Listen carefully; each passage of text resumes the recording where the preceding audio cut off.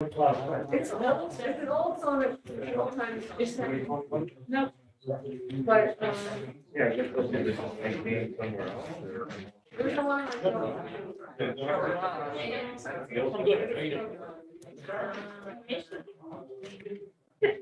Hello, everyone. Can we have everyone's attention, please? Thank you all for joining us this evening for Upper Darby Township Council December 8th, 2021 council meeting. If you can please stand for a pledge of allegiance, and then we'll have a moment of silence. I pledge allegiance to the flag of the United States of America. And to the republic for which it stands, one nation, under God, indivisible, with liberty and justice for all. Oh, sorry, yes, I forgot the moment of silence. And then for the moment of silence, we remain standing for William B. Keller, former volunteer firefighter, and anyone who is missing in action or prisoners of war, or anyone else who's passed since our last meeting.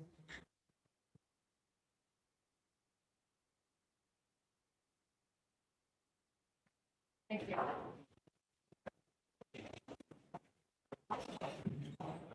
I officially call this meeting to order.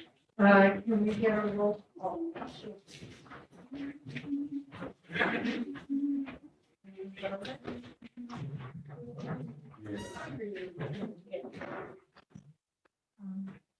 Councilman Flinders?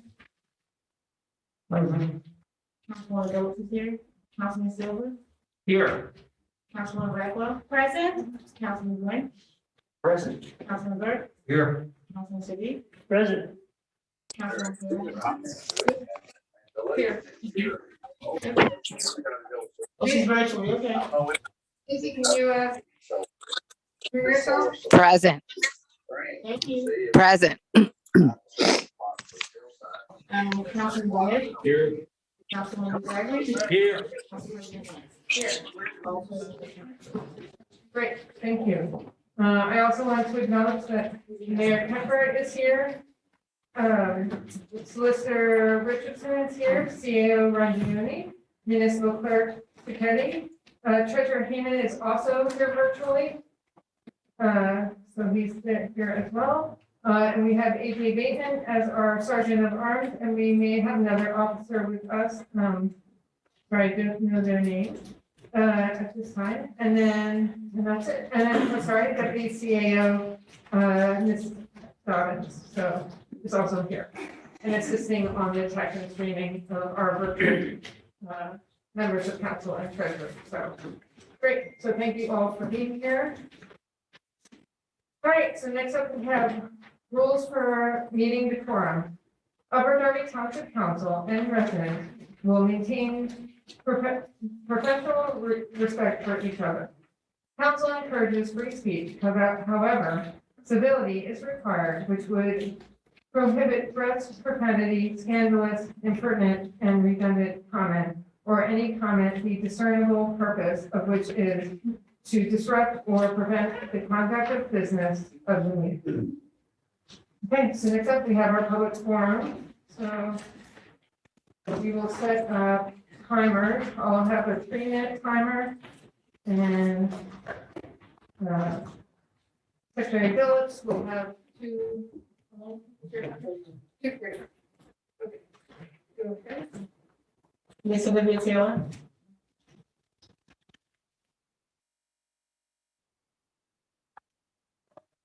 Good evening, Council. Olivia Taylor, 204 Tree Road. This is an open comment for anyone on council. Since some of you have come into office, the state of the township has fallen into decline, despite your claim to the contrary. Let me explain. The riots on 69th Street, with our police standing down, numerous shootings. Some have been reported, some have not. Service calls being ignored. Most of these instances require a robust budget for our law enforcement, but with this cut to an already stretched department, they cannot effectively do their job, despite your official stance. Is this a township you're proud of? Do you feel safe? As a resident for 28-year resident, a mother and activist, I don't.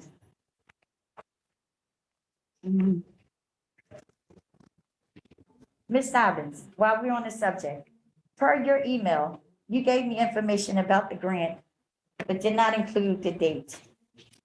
And lastly, as the taxpayers, for the taxpayers to foot the bill for our solicitors' $30,000 a month budget, the CAO gets a $10,000 bonus, including you, Ms. Dobbin, a $5,000 bonus. And the second ward playground still looks like trash.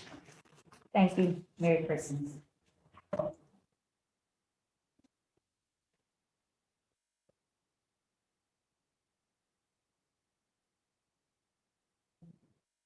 Next is, Ms. Laura Anderson. Good evening, council members, mayor, and fellow residents.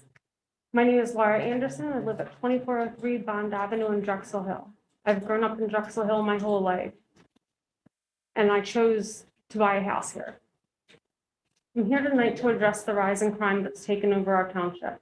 Last year, a statement by our own police superintendent Bernhardt confirmed that in 2020, we went from 4 homicides in a year to 11. That's 3 times the number. As we near the end of 2021, that number feels like it'll be small.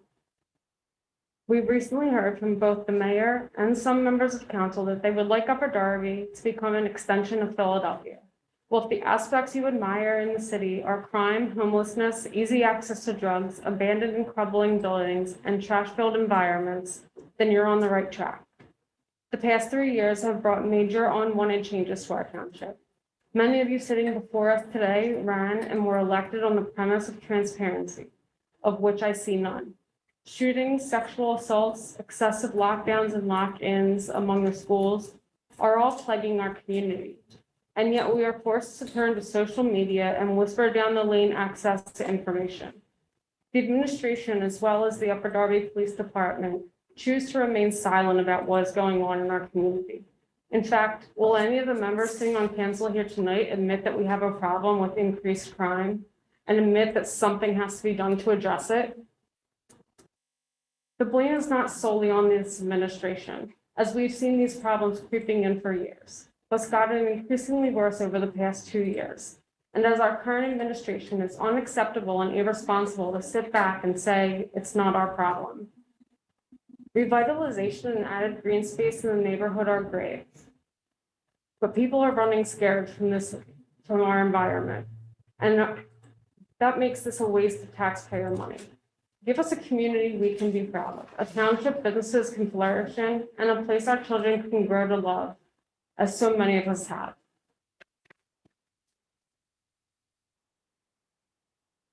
Thank you. Next is Ms. Hazel Johnson. Good evening, council members, mayor. My name is Hazel Johnson. I live at 66 Hartley Road, Lansing, PA. I'm here tonight in regards to the 69th Street Hill with all the bumps and stuff on it. I'm here to make a formal request that they smooth that bumpy side out. You know, they got the 2 sides. The one is smooth coming up and bumpy going down. It's got like 100 bumps in it. It's like a cartoon. I feel like I'm in like animation when I go down there. So, yeah, if they could smooth that bumpy side out and put some real road grade street, what do you call those bumps on there? Speed bumps, yeah. That's my request, starting here tonight and moving forward to county council with this request. I work for the county. I don't go home that way normally. I go all around to avoid it, but I needed to go down that way Monday to an establishment I needed to go to. And so going down the hill, everyone sort of shimmies over to the left of that bumpy side so they don't avoid the bigger bumps. And then this big backup of cars. Nope, I don't want to park. Couldn't park.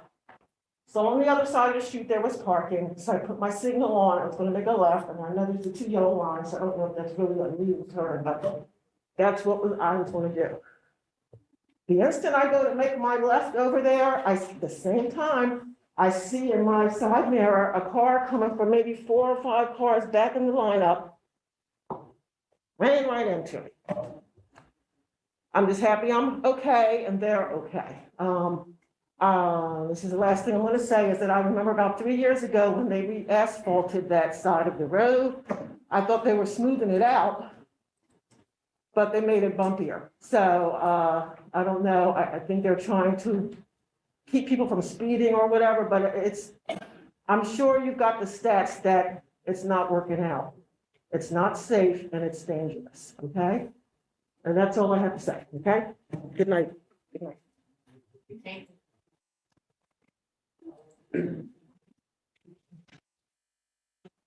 CAO.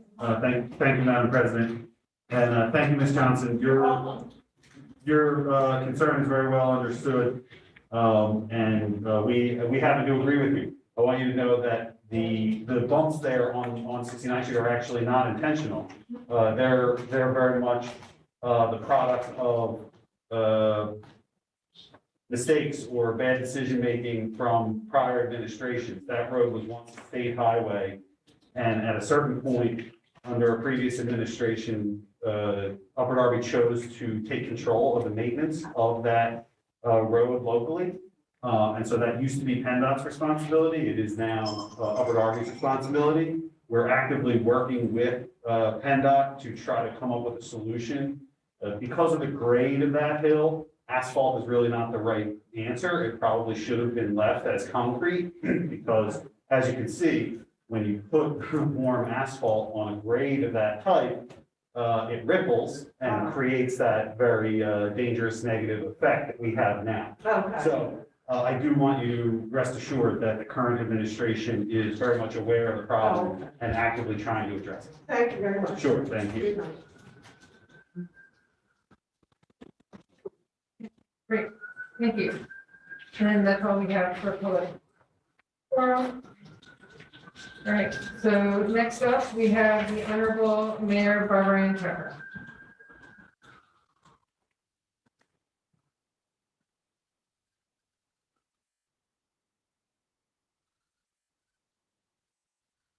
I'll wait till the siren.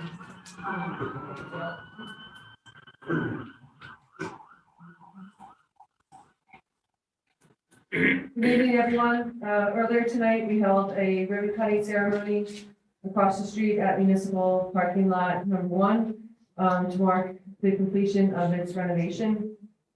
I want to thank everyone who came out for the celebration of the holiday season. If you have a chance, there's a live Christmas tree that's planted there, which we lit up tonight as well, and that demonstrates, it signifies our commitment to sustainability, and it also demonstrates how we are growing the future of Upper Darby. The lot has solar powered kiosks and electric charging stations as well. Tonight, we are introducing an ordinance to establish a trash fee rebate program in Upper Darby. Senior citizens and other residents who live on fixed incomes are among our most vulnerable populations, and this ordinance is intended to reduce the burden of waste collection costs on our community seniors and other qualified residents. And I'm asking council for the second year in a row to approve a balanced budget with no property tax increase for our residents. This budget continues to address the more than $6 million structural deficits that we've inherited. And I thank everyone who has worked tirelessly to make sure we are able to avoid any adverse impact on our residents. This has been a difficult year and a half for our country and for Upper Darby, not just because of the pandemic, but due also to the rising violence in communities here and across the country. Upper Darby is not immune to this, and our hearts go out to all the victims of violence in Upper Darby. And on a positive note, I am pleased to announce that we have received a $308,000 grant from the state to increase community policing services throughout our township. This includes group activities, referrals to resources for families, and life skills classes. And lastly, as the Delta and Omicron variants of COVID-19 continue to spread, getting vaccinated is the key to protecting yourself, your family, and the people around you. All children aged 5 years and older are eligible to be vaccinated, and booster shots are available for everyone aged 18 years and older who have been fully vaccinated already. To find a free vaccine location, please call 484-276-2100 or visit www.delcopa.gov/vax. Thank you and enjoy the rest of your evening. What was that number again? It's 484-276-2100. Thank you. You're welcome.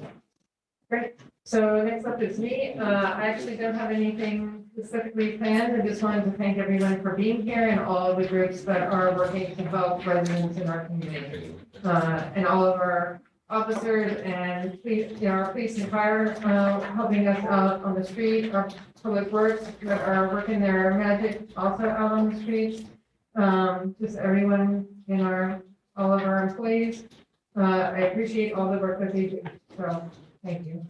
So moving on to committee reports, Finance and Appropriations Committee, co-chairs Gwynn Jr. and Silva, members Blackwell and Burke. We have resolution number 55-21. Can we get a reading on the resolution? Thank you, President Lentz. This is a resolution of Upper Darby Township adopting the 2022 budget, providing a financial plan of all township funds and activities for the ensuing year. Whereas section 906A of the Home Rule Charter requires that council shall publish a general summary of the budget in the notice providing the time and place where a copy of the message and budget is available for inspection by the public and the time and place for public hearing. Where the Home Rule Charter also requires that the council hold public hearing on the budget not less than 2 weeks after such publication. Whereas the township published a general summary of the budget for fiscal year 2022 and notice of public hearing would be held on the budget on Wednesday, November 10th, before the regularly scheduled 7 p.m. meeting, and at 6 p.m. before the regularly scheduled meeting on Wednesday, November 17th in Delaware County Times. The Home Rule Charter requires that the council adopt the budget by resolution on or before the last day or of the fiscal year currently ending. And whereas after 2 public hearings, council desires to adopt the 2022 budget. Now therefore be it resolved that the budget for the fiscal year 2022 be approved. So it's a reading. Thank you. Can we get a motion to approve resolution 55-21? I'd like to make a motion to approve it. Second.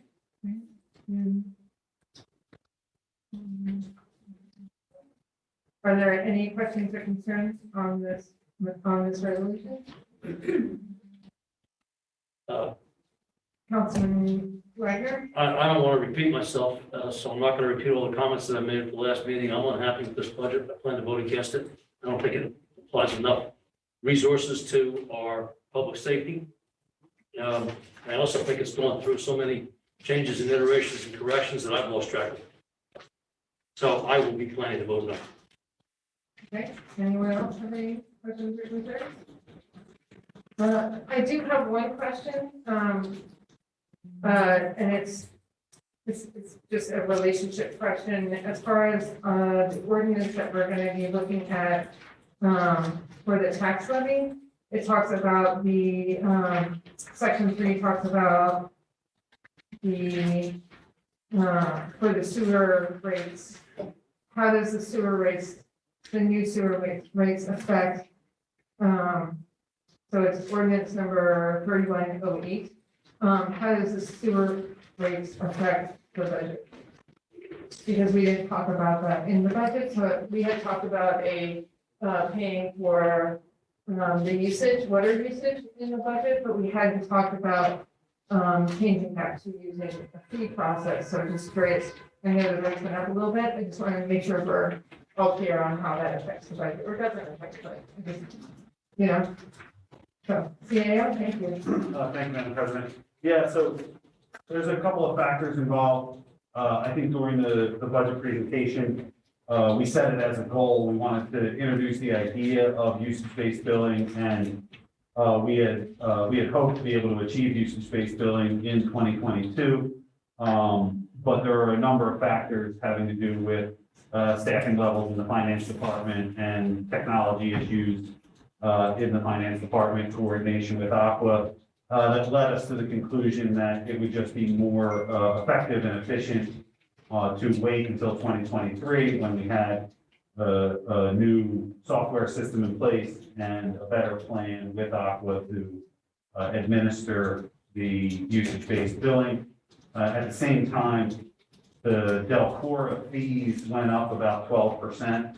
And so we knew at a minimum that our sewer expense would go up in that range. And so what we simply did was take that increase from Delcora and plug it into our budget on the flat fee number. It is still absolutely a priority and goal for Mayor Kepper to get us to usage-based billing because it's more equitable, more fair, and will provide better value for all the taxpayers. But those are the reasons that we were not able to implement at this time. In terms of specific impact on the budget line, I would ask Deputy CAO Dobbins if she could weigh in. Thank you. Go ahead, Deputy CAO. Thank you. This is necessary to meet the numbers that are in the budget. Great, thank you. Just needed clarification so everyone knew what was going on moving forward. So, great. Any council members have any questions or concerns? Okay, seeing none. Can we, want to do a roll call vote on this one? Okay, okay. Yeah. Yeah.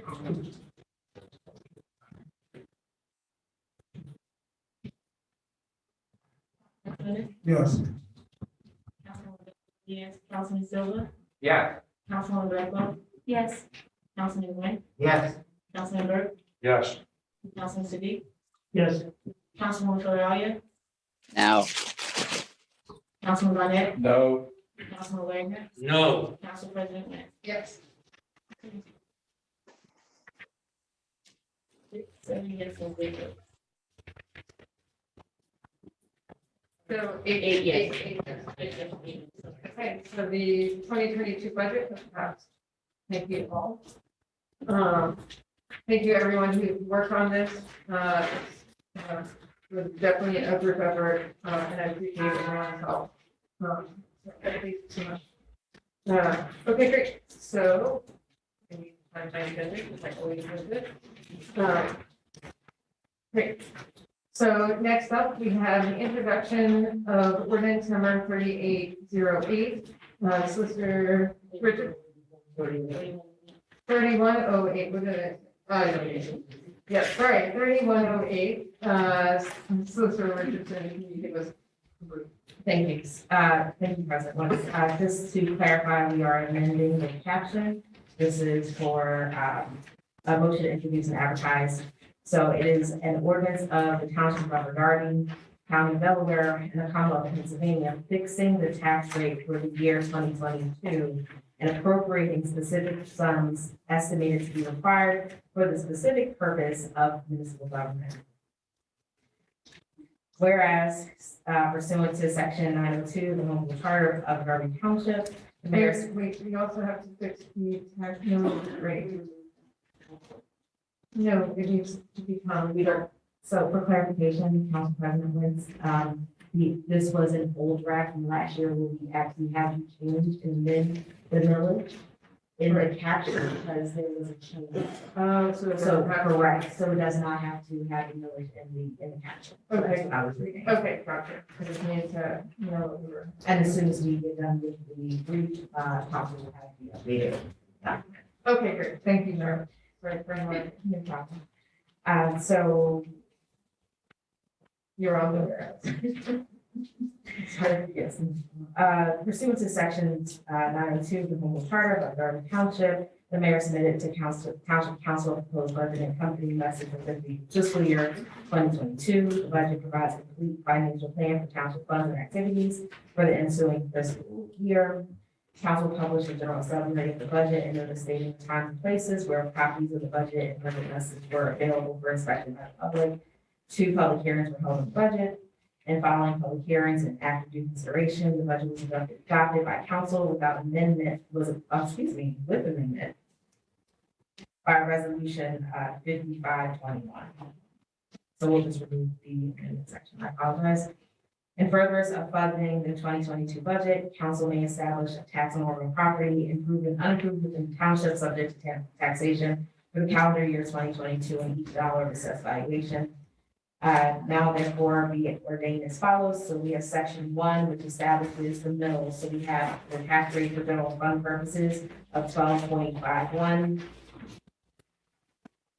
We have the tax rate for debt purposes of 0.63 before a total tax rate of 13.4. We have. You said 13. Sorry. For 13.14, thank you. This is section number 2, is providing for the fees and collection and disposal of refuse set forth in section 461-18 of the Code of Ordinances, which provides the owner of record of any residence building shall be charged a sum of $280 for each dwelling unit in payments of residents. Section 3 sets forth the rental charge based on the following rates in accordance with the classifications of a single family dwelling unit of 245, apartment unit, apartment house, public business and commercial industrial users. And then amending the section also saying that public business and commercial or industrial users shall pay at the rate of 245. And this is amending this section regarding the sewage. We have section 4, which is a general fund, a summary of estimated receipts. We have a summary of appropriations covering general government, administrative, public safety, license and inspection, public works,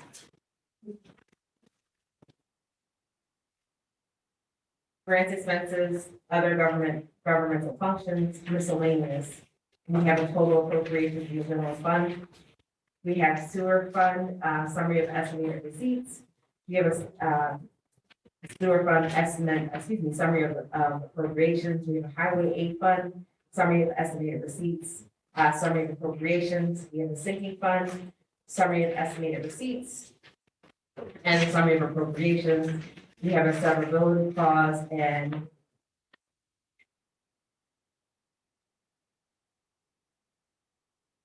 a retailer. So it's reading.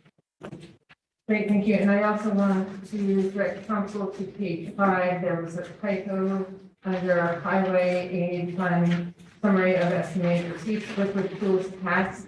We're missing 110, so it should be 1,900,000. Just to make sure before the decimal point, we're missing a 0. I just want to make that amendment.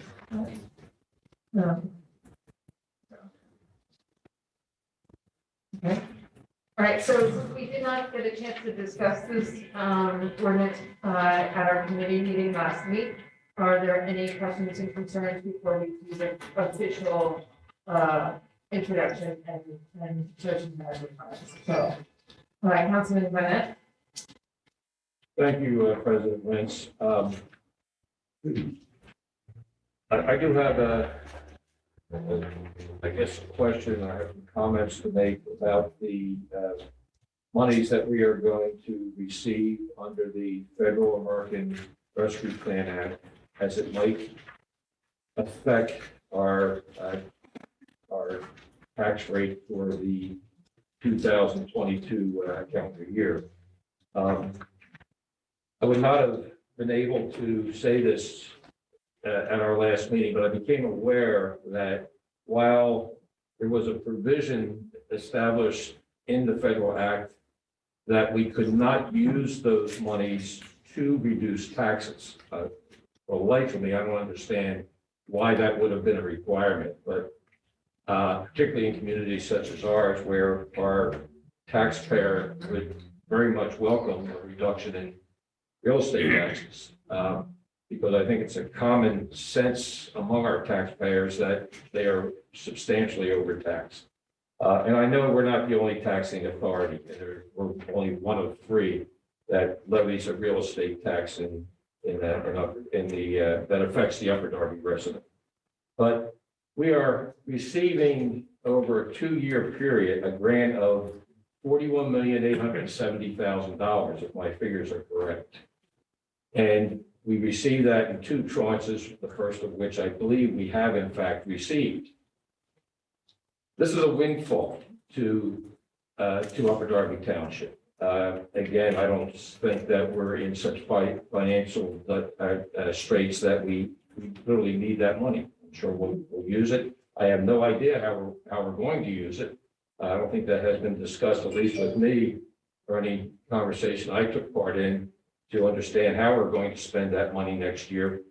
But the fact is that if you think of it this way, that we could use some of that money to reduce taxes, because I do believe, and I would ask the solicitor to investigate this and perhaps validate this, that the courts, the federal courts have overturned that provision that you cannot use it for reduction of real estate taxes.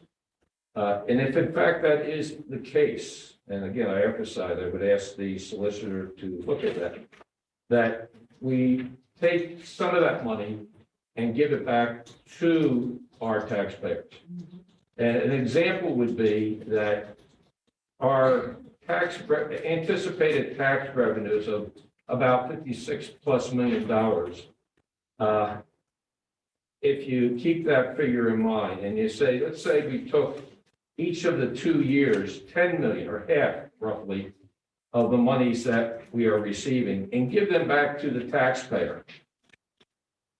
That represents about, that $10 million each year for 2 years represents about almost 18%, 17.7% of the tax revenues that we anticipate generating based on the levy that we're talking about tonight. For, let's say, a $3,000 a year tax liability of a I can't even say it's a typical household, but I think it's a common household in parts of Upper Darby, they would get more than $500 each year for 2 years in rebate or reduction in tax, no matter how you look at it. And I like this council to give consideration that we either consider that in the tax levy that we're about to adopt tonight, or amend the ordinance before it's advertised to include a rebate or a reduction, or if in fact it is the pleasure of council to adopt a levy as it is currently proposed, to otherwise consider a rebate next year of the total effective amount of $10 million, affecting the average $3,000 liability by reducing it by more than $500. And that would be $500 times 2 years. So I put that on the floor for either discussion, consideration, but also I asked the solicitor to validate whether or not we could in fact do that. Solicitor Richardson? Yes, so, Councilor Bonnet, you are correct that there was a lawsuit that was filed. However, it was filed in the 11th district and it only applied to 13 states. Those states were Alabama, Arkansas, Alaska, Florida, Iowa, Kansas, Montana, New Hampshire, Oklahoma, South Carolina, South Dakota, Utah, and West Virginia. So as a result, Pennsylvania was not included in that lawsuit, so it may be appealed. However, at this point, there is nothing for Pennsylvania. It's only binding in that circuit. Thank you for that. Is it possible, or do you know, Madam Solicitor, if Pennsylvania is appealing, or in some way participating in a lawsuit? That I would have to look up. I'll have to get back to you. Okay, then in that event, and I appreciate your being aware of that, and informing us about it. But if in fact that is the case, and if in fact Pennsylvania should take issue with it in the courts, and if Pennsylvania, let's say sometime next year, would in fact prevail and have the same decision as those other states benefit from, and therefore would permit us in Upper Darby to rebate the monies, thereby reducing taxes. Although I will not be here next year, I am retiring from council. This month will be the end of my term. But the fact is that I would ask this council to give due and serious consideration to rebating some of that windfall to the taxpayer of Upper Darby. CAO, I know that during the presentation, originally in October, you did have a slide on the intended usage of the 22 million we had received for CARES Act. That's correct. That was part of the initial budget presentation where we outlined the top line budget categories for the first roughly 20 million, $22 million. And the plan of the administration is to, as we discussed before council, is to have a public meeting, get public input, and then put the final version of that plan to a vote of council before we spend that money. And to be clear, in one way or another, all of that money will be invested in or in some form or fashion remitted to the benefit of the taxpayer. I mean, I'm certainly not here to speak for the intent of the federal government, but it's pretty clear that when they give you one-time revenue, they're not expecting you to offset recurring expense. That would be a completely irresponsible and unsustainable way to use that money over time. So they understand the very real temptation of people to do that. They certainly understand the immediate political benefit that some politicians might seek in that regard, which is why they put the safeguard in place to make sure that that money actually got invested into the economy and the infrastructure and not used for that purpose. And just one final comment too, that I'm certainly pleased that we're not increasing taxes. And I know that the tax levy ordinance that is going to be introduced tonight does in fact maintain the line on taxes. So again, I'm very happy about that. Great. I see. Councilman Quinn? Yes, actually, I'd like to request confirmation from Mr. Rongione on the issue. Vince, can you tell me what was the amount that we owe the overhead and that liability that we're carrying as a result? Yeah, so thank you for that question, Councilman Quinn. To date, the OPEB is the post-employment benefits that we are obligated to pay to our former employees. And at present, the Upper Darby obligation is in excess of $300 million. We carry the single largest / worst OPEB liability of any municipality in the Commonwealth at in excess of $300 million. Right, Councilman Burke? Yes, thank you, President Wentz. I believe I read a couple of weeks ago, Hereford and Lower Merion have given $2,500 to the volunteer fire department workers out of that money that they received this year. Don't know exactly how much money they're spending between their volunteers. Considering that this year or next year, I know we have a lot of bills and infrastructure that needs work, but we always want to say what other municipalities and townships are doing around us. Like to get on board with the rest of the townships and the municipalities too. We're looking to. Yeah, no, absolutely. That's a very good point, Councilman Burke. When we recently had a meeting with the volunteer fire companies. I apologize, Madam President. No, you're good to go. You're good to go. You're good to go. Thank you. When we recently had a meeting with the volunteer fire companies, we discussed this issue with them directly. And when we made the presentation, there was, and I apologize, I don't have the numbers in front of me, but it was either $2 or $3 million allocated of the 21 for first responders. And the idea there was absolutely to consider what you might call a COVID bonus. Hopefully, and I don't want to guarantee anything or speak out of turn before we've had public input, before we've had approval by council, of course. But the idea would be that there might be COVID bonuses for volunteer as well as career first responders and other township employees who have been on the front line of the pandemic for the last 2 years. Thank you. And I realize that we're not actually voting on the Career CARES Act funds, but it is an important discussion. And I hope that we're hopefully going to be able to do something with it in January or February next year. Is that kind of the hope? Yeah, absolutely. Great. Yeah. Okay, cool. Councilman Silva?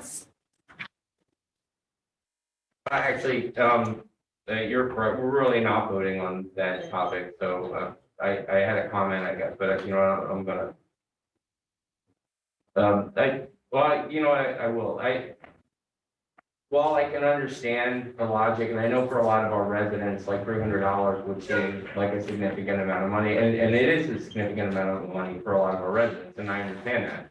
But at the same time, too, we're updating sewer systems, some of which desperately need it. We have areas in the township which are like stricken with flooding. We have some areas that we need to have fire vehicles that need to be replaced.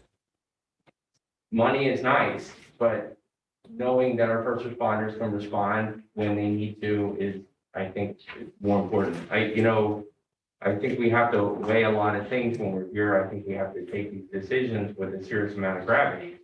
But short-term versus long-term, it's good to know that our residents can be safe, that the equipment that comes out is, not 30 years old, and will start when it needs to and get where it needs to go and do what it needs to do. So I just hope everyone considers that when making those decisions. Thank you. Does anyone else have any questions or concerns on? Actually, I do have one. I forgot. On page 2, we just have to, it's a grammar thing to add, we ask at the end of human resources. So I just wanted to get that earlier, so. Just say, taking from grammar thing from. Top of page 3. Page 2 at the bottom. Last one on the top of page 3. Sorry, you're right. Mine's slightly different. Even Resources. Sorry. Yes. I had forgotten to mention that earlier. I apologize. Anyone else have any questions or concerns on this ordinance before we move for its introduction and advertisement? Seeing none. Can we get a roll call vote? Can we get a motion? A motion to formally introduce. I'd like to make a motion. Second. 3108. Yeah.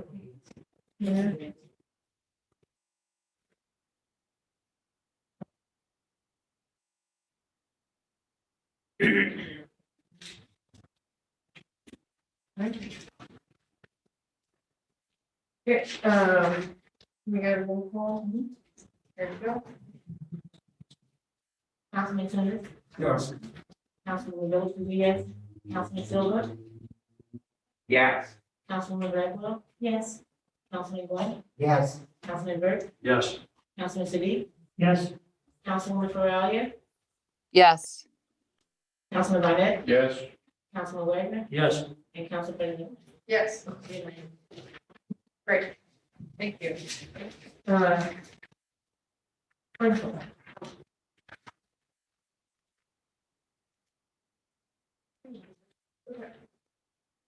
Great, so next up, so that'll be, oh, also, I should note that we are having a special meeting on December 20th, 2021. The Monday night, we are starting at 6 p.m. That advertisement will also go up in the very near future. Probably with all the ordinances, so, that's my. So moving on, we're going to the introduction of ordinance number 3109. Solicitor Richardson, can you give us a brief? Thank you, President Wentz. This is an ordinance of Darby Township, Delaware County, authorizing that part of a certain encumbered appropriations allocated by the 2021 operating budget be transferred from various departments and agencies to other departments, the agencies within the township, and repealing all ordinances or resolutions inconsistent herewith.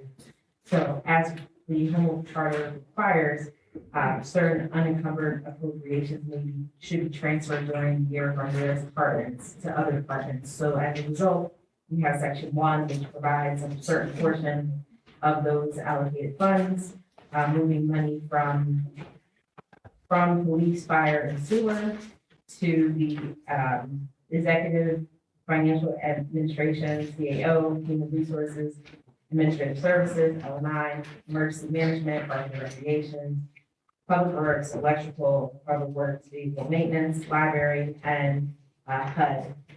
The totals is $2,179,000 transferred between police and fire, and sewer, and the other departments that are listed. So it's reading. Thank you. Since we also do not have this ordinance at the time of our committee meeting last week, are there any questions or concerns before we do the official introduction? I just have a question. Are we supposed to have the ordinance, like, we're just introducing this?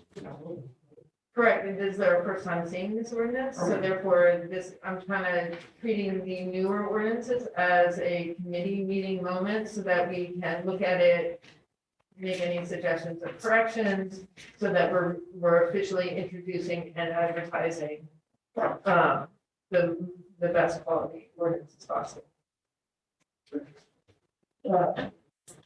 Councilman Gwynn? Yes, I'd just like to confirm with the administration that the chief of police, the fire, and maintenance all agreed with this. They concur that they don't need these funds, they expect to need these funds this year, the remainder of the year. The last statement that we have gotten was October. I don't have any idea as to what November usage is. Expenses. And I would also dovetail on that, in the past, the reappropriations normally went the other way. We were always putting money towards police and fire, so, and so forth. So I just wanted to make sure we're actually going the right way. WCA, do you want to respond? Yes, so I can assure you that everyone understands and agrees to these reappropriations.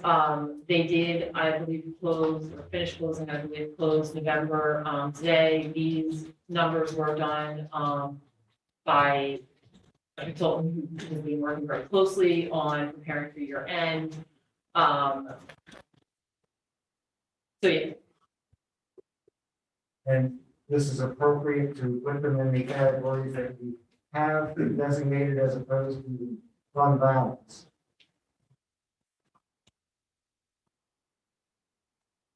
But they have a need in these other areas. Yes, absolutely. If I understand the question correctly, the answer is definitely yes. And the idea is that the monies at the top are unencumbered or unspent budgeted dollars. So they were budgeted to those lines, but not allocated or spent. And the numbers at the bottom are the lines that went over their allocated budget, right? So this is not, this is a little bit less of moving actual money and more of an accounting exercise to have the budget reflect the way the money ended up getting spent, if None that of makes this, sense. none of this was relative to the capital budget. Correct. Although there are, without specific recall of details, there are instances where something, an expense allocated in the operating budget, can be capitalized. And so sometimes when you have unencumbered money in the operating budget, the reason it's unencumbered is because it was determined through the course of the year, oh, we allocated operating money, say, for a police cruiser, and then realized, oh, we have money in the capital budget, that's an expense that we can capitalize.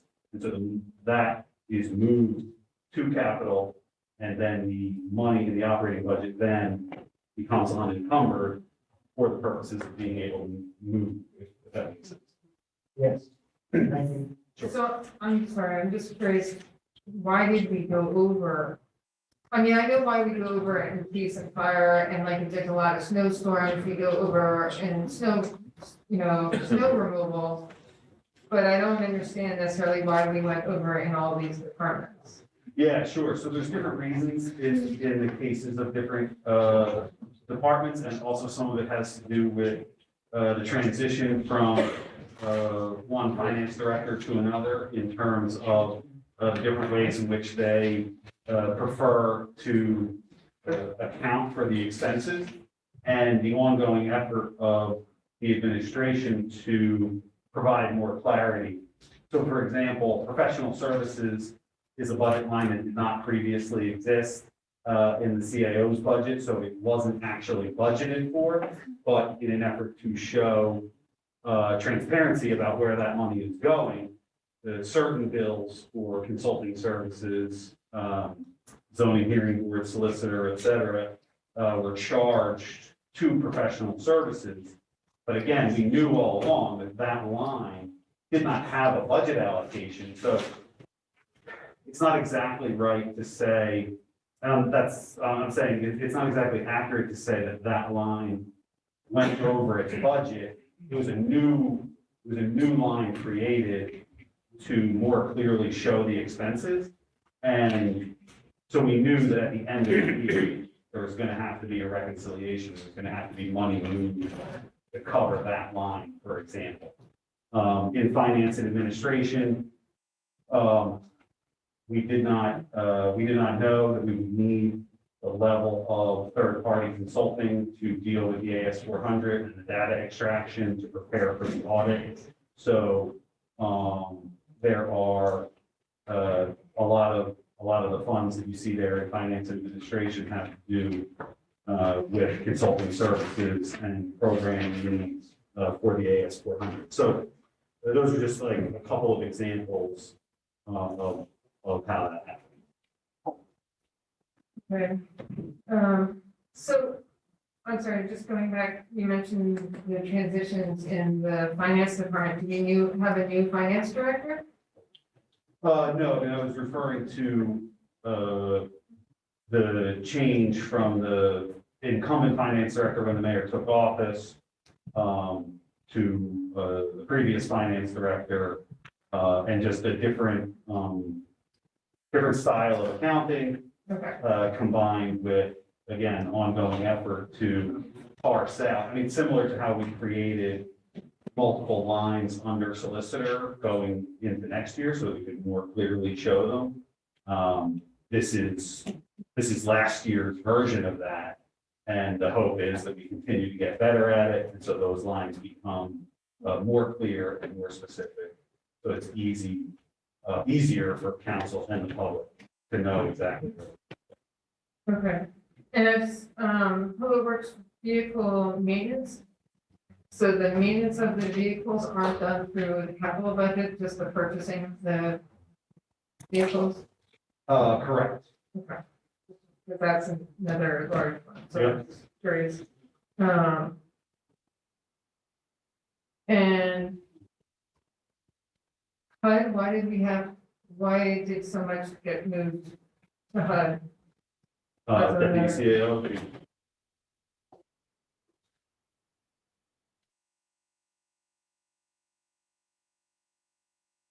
Sorry. I have to pull another report on that one. Okay, well, we can go back to the question, and I'm sure other council members have questions. Does anyone else have any questions? Councilman Wagner? I am fundamentally opposed to doing this. We are going to take, what is it, over $1.5 million already budgeted to public safety, and we're gonna put it someplace else. I get it.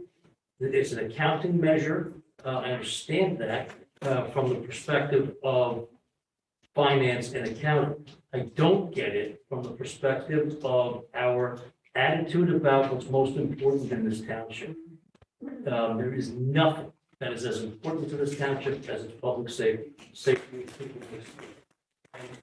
Take resources already allocated to the public safety and transfer them someplace else.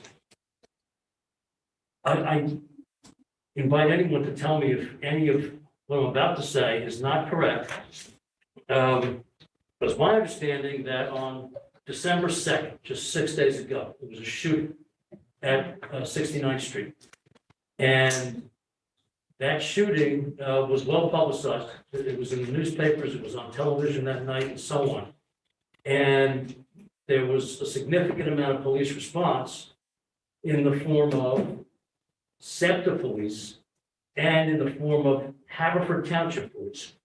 But if you look at the news coverage, you didn't see any Upper Darby cops there. You didn't see any Upper Darby police vehicles there.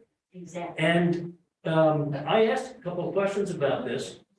And I was told Upper Darby had no police to send to that incident because all the officers then on duty were at another incident, a barricaded person incident, and couldn't be sent to 69th Street. And I further gathered there was only 8 of them, 8 police officers that night. Tell me if that's wrong. I'd love to know if that's wrong, because I find that frightening. I find that absolutely frightening. We need more, not fewer, police officers. Quite frankly, it's my understanding that if, that in the past, this barricaded person incident would have been handled by what we then thought we had in the way of a SWAT team, which we no longer have, because apparently the current administration decided we didn't need it. I think we do. I think this community needs more police and more public safety resources rather than less. And I think we've got an attitude about it that is going in the wrong direction. I heard someone say before, it might have been you, Allison, or maybe it was the council president, that we gotta make sure these funds are going in the right direction. I think they're going in the wrong direction, folks, is what I'm trying to say. And I will, with enthusiasm, vote against doing this.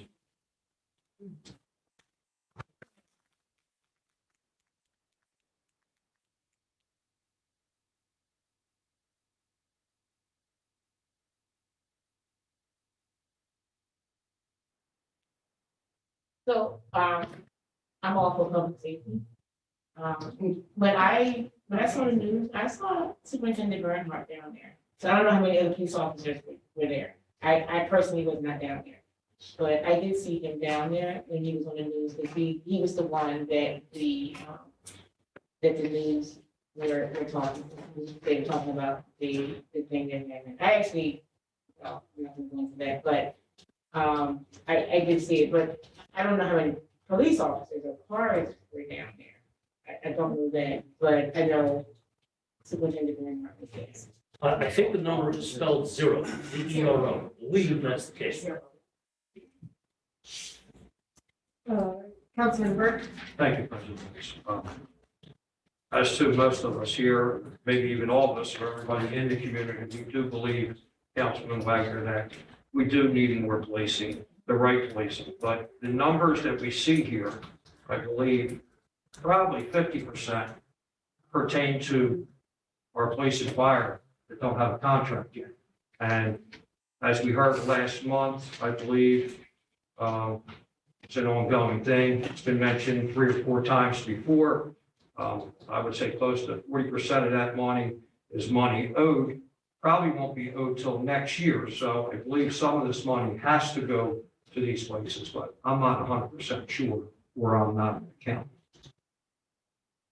But Councilman Quinn, you want, so if any of these funds has to do with lack of a contract being in place, then it still has to be allocated from this budget set aside for that to pay for 2021, because there will be a need for a retro check to all those officers and firefighters for 2021. So we can't reappropriate the funds that would fulfill the 2021 part of the union contract. It needs to stay set aside specifically for them. It can't be reallocated to any other department. So I guess the question is, are any of these funds part of what would be filling that void? Sorry. Why don't you, NECA, pick up. Those funds wouldn't fit the definition of unencumbered. Right, for the reasons that you stated, Madam President, those funds are already allocated. They're being held for the purpose of paying the retro checks. So when we talk about the movement of unencumbered funds, those funds wouldn't fit the definition of unencumbered. They are encumbered. Councilman Quinn? Specifically, are they accrued? Well, no, because they haven't actually been realized yet. Well, if they've been realized, you'd be paying it. You don't, if you have not realized it, you would accrue it, knowing that you will be paying it in the future. That's the purpose of it. Okay, I apologize. I'm not certain that I understand exactly, but I could be wrong. I think once we know, once the contract is settled, we'll then know how to accrue them. I mean, you're an accountant, Councilman, not, so I think you're probably more sophisticated on the topic than I am. Councilman, are you? No, I've already stated it, the presentation says that it's a modified accrual basis. So, to that end, if you have a known debt, you should encumber the funds to restrict that. That's all I'm saying. I don't know what it is that you have, the amounts that you have. That hasn't been communicated to us. No, I believe we did put a placeholder in the budget for their contractual increase, not knowing what the ultimate resolution would be. So there is in fact a placeholder increase in the budget, and it will either be adjusted up or down depending on what the ultimate resolution of the contract is. So I just think that the concerns from council is that taking funds away from police and fire, that just because they haven't used it to this date, but they might need some of those funds before we get to the end of, I mean, I know it's 3 weeks away, but the concern is that we're taking funds that they're gonna end up needing. Sure. So no,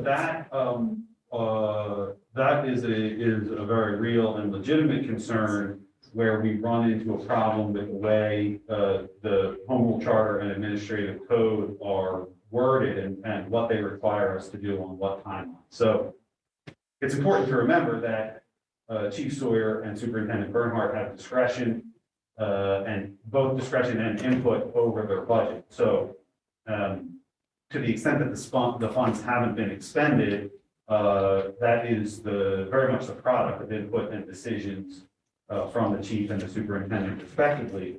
But to your point about the timing, we couldn't agree more. The fact is the code requires us to do it prior to the end of the year.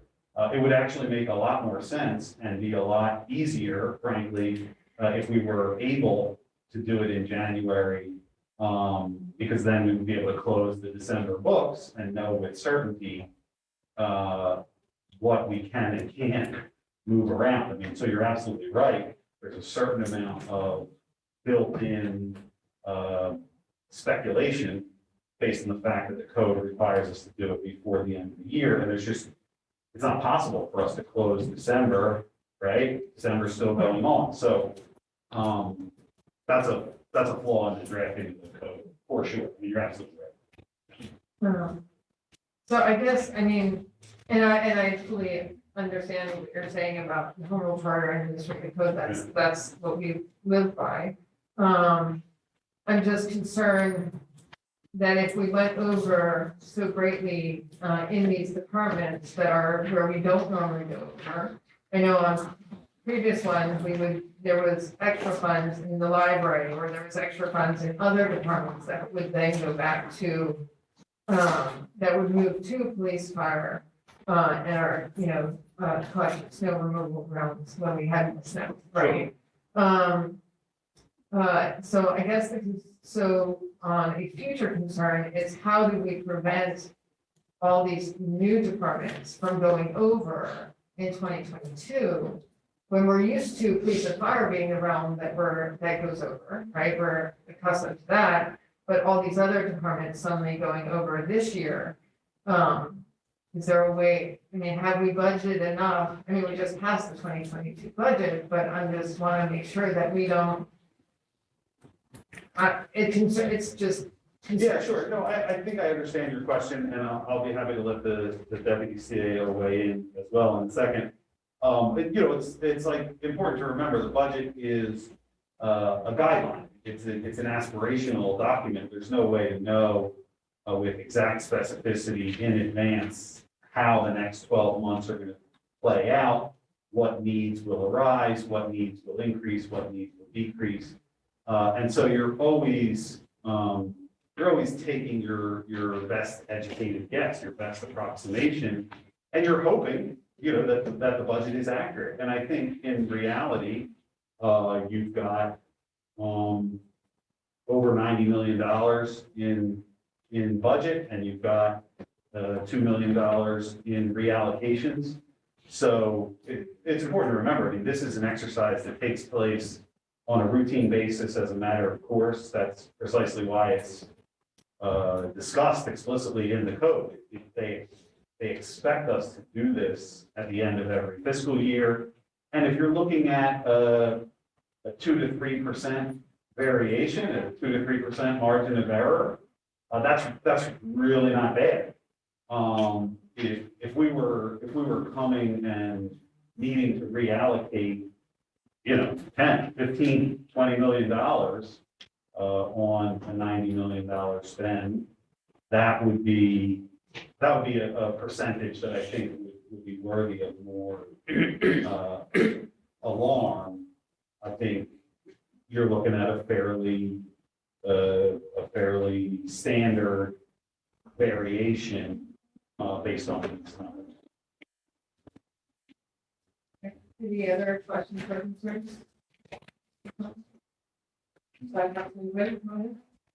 was gonna say, it might be helpful to have the police superintendent, the fire chief, and Mark, the sewer, at the next meeting, just confirm, since this is an ordinance that will have to be as we go. Yeah, sure. Excuse me, Yes, Council President. Councilman Yeah, Sawyer. Go ahead. if I can, I'm trying to understand the logic of it, if there is, if a department operates efficiently and is able to, like, we just hired 19 new officers, which I believe is a pretty impressive number. We're like up, trying to reach full staffing level. It's almost like if they're operating more efficiently in different ways through different management methods, through different scheduling methods, that somehow that they're not correct. It's like, oh, well, you're not spending enough. It's almost like we're going to gauge the success of a department on whether or not it's spending enough. It seems sort of counterintuitive to what how logic would dictate. Like you would want, to work more efficiently. I mean, my boss could pay me double what he pays me. I won't fix boats any faster. You know what I mean? It doesn't, I mean, he could, he's watching, but but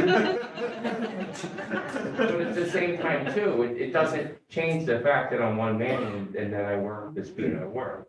So, you know, I don't know, I just like watching this sort of debate, to me, it seems a little bit like posturing to some degree, but you know, I think our police department and our fire department are doing an excellent job, and I think that they're doing it, if they're doing it more efficiently, then we shouldn't be chastising them or the administration for allowing that to happen. Oh, I don't think I was intending to chastise them. I just was looking for more clarification on the information. Okay. For me personally, I just, this is my third time, being our third year of having this come to me.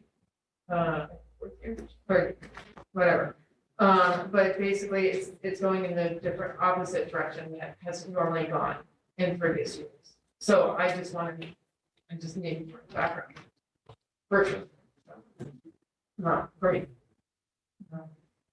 Councilman Hughes, okay. Anyone else have anything, any questions or concerns? CAs, deputies?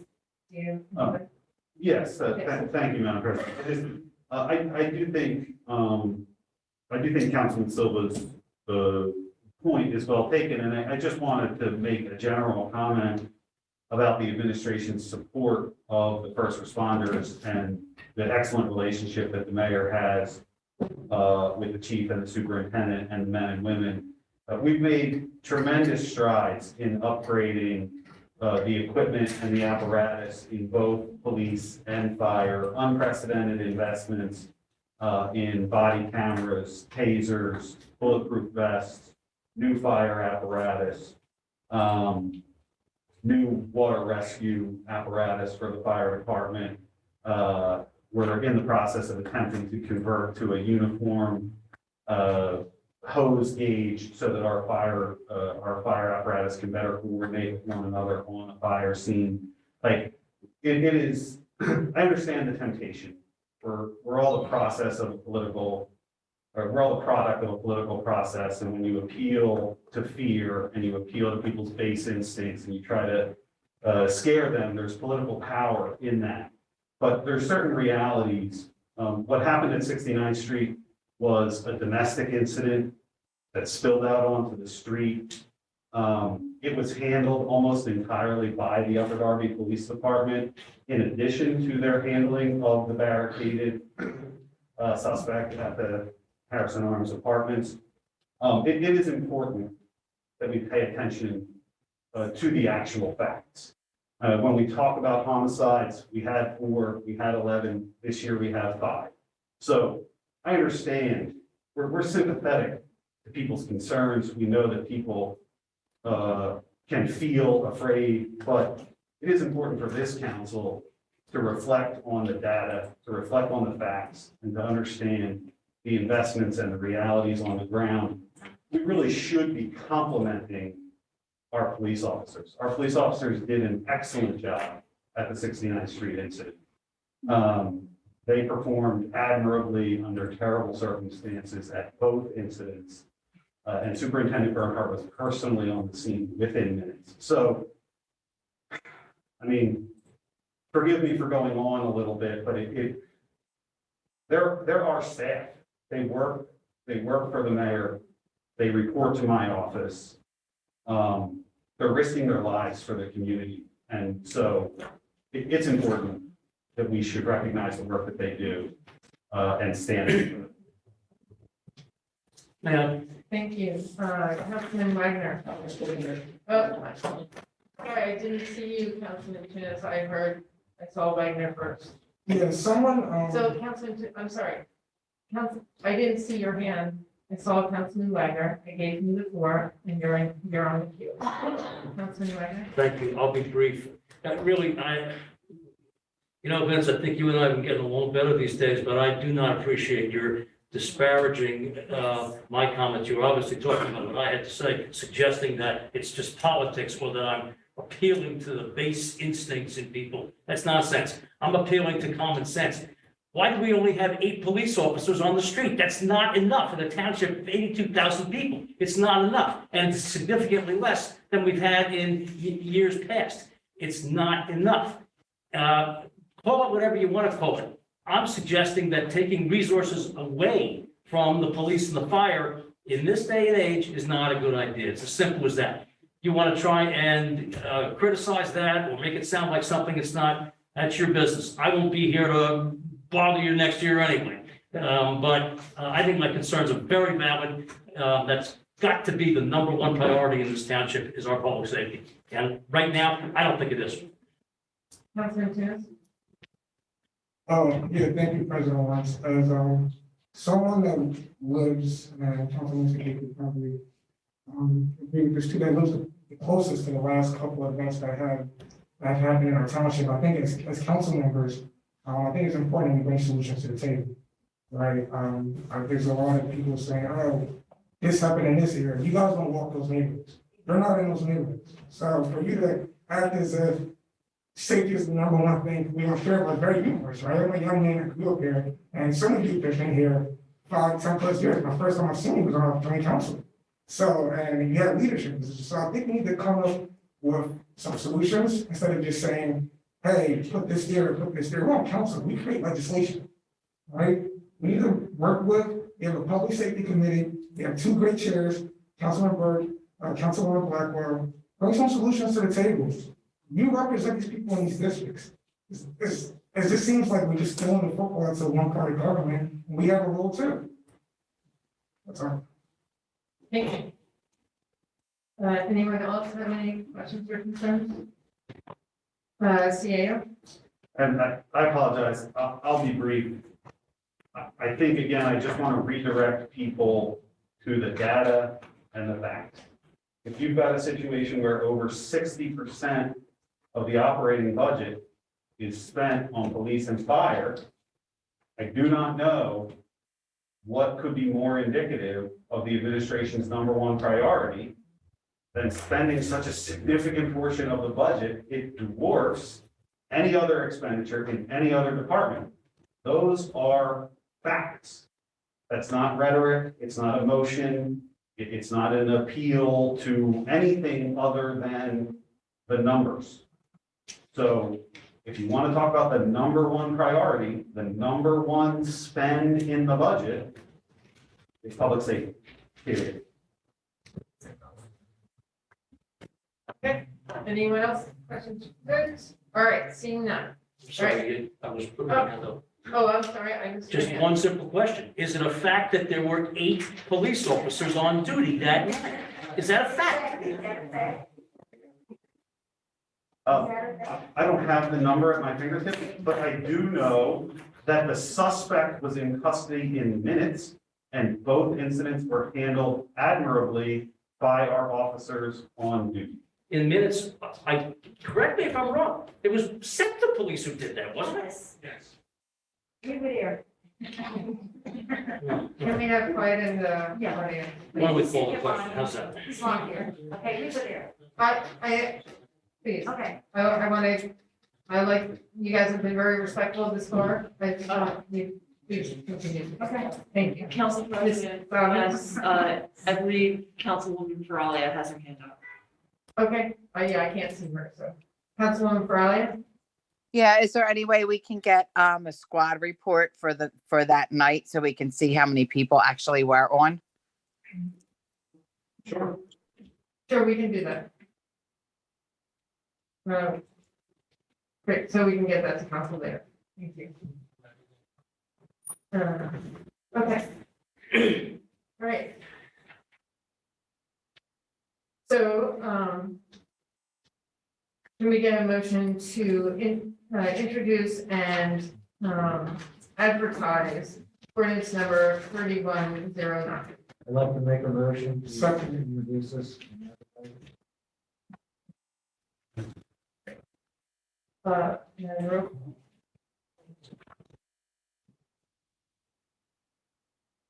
Councilman Keenan, Yes. Councilman Silva, Yeah. Councilman Ray, Yes. Councilman Burke, I'm sorry, Councilman Glenn, Yes. Councilman Burke, Yes. Councilman Sidney, Yes. Councilman Corral, No. Councilman Barnett, No. Councilman Wayne. No. And Council President, Wentz Councilman is a yes.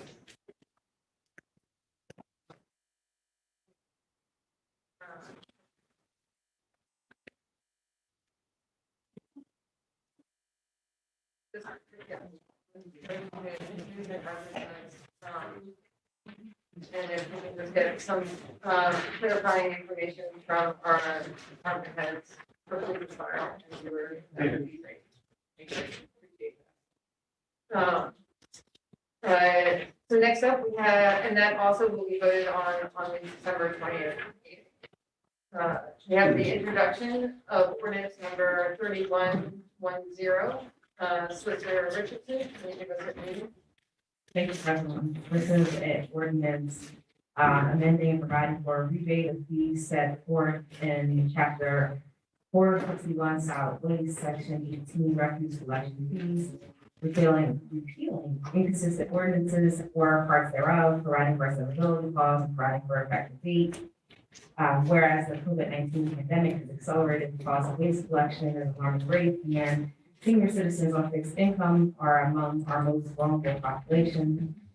Whereas the Darby Township Council desires to reduce the burden of waste collection on the township senior citizens by providing a refuge fee senior rebate program.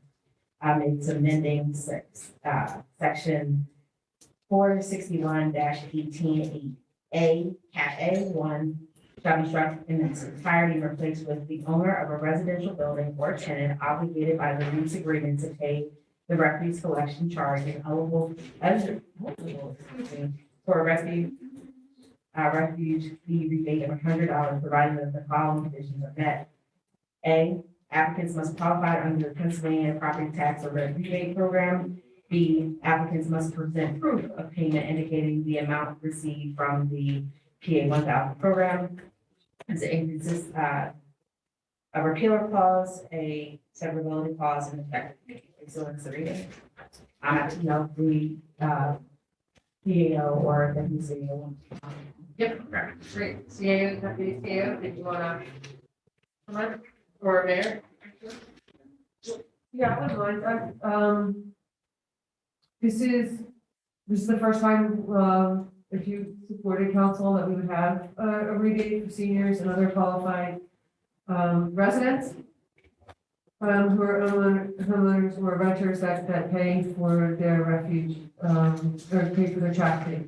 So I think it's great. We want to see how, we want to see how it goes this year. Maybe the rebate could be larger, but it's meant to be permanent.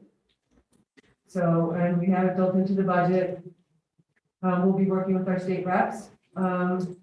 Because whoever qualifies for the state home rebate will qualify for this rebate.